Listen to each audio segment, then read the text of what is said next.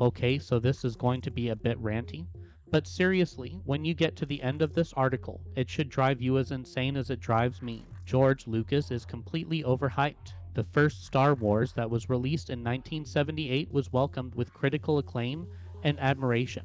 The effects and sounds were ahead of its time and out of this world. Some of the planet's top talent, from Harrison Ford to James Earl Jones to John Williams, helped make this movie into the sensation that it deserved. Following that, the sequel that released about 2 years later was met with even higher praise and introduced one of the most referenced plot twists of all time, as well as one of the highest quoted lines ever made. However, from there, it all slowly goes downhill. People didn't love episode 6 as much as the previous, and beyond that were very disgruntled by the addition of the Ewoks. After a long stretch of time, people could finally hate the first prequel film even more. The second film was, in my opinion, possibly even worse than the ninth, which performed a miracle as it united the Star Wars fan base after 8 cut it in half. While people enjoyed the third movie, I think it very much helped that it came after the second.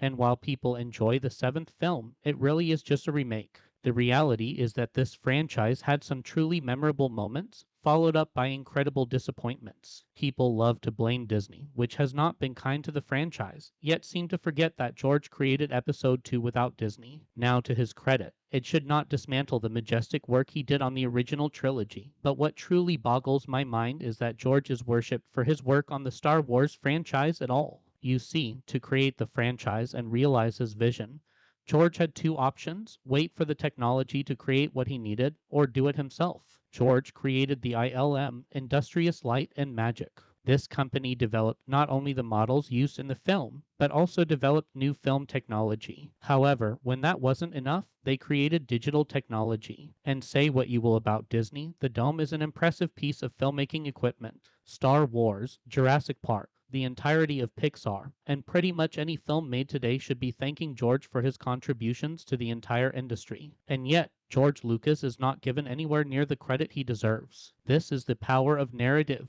The reality is that only about a third of the Star Wars films deserve the praise given to the franchise, something most of the fans are happy to debate. And yet, while every movie and every massive company owes George a huge debt of gratitude, you will never hear a word about it. George is synonymous with the Star Wars narrative, and he will continue to be because it is a narrative that has shaped the world in a fascinating way. I love Star Wars, not just the films, but how it really helped shape the transmedia landscape between books, shows, films, and games. However, I am very thankful for the industry we have that no one will give credit for because it is not told in a narrative manner.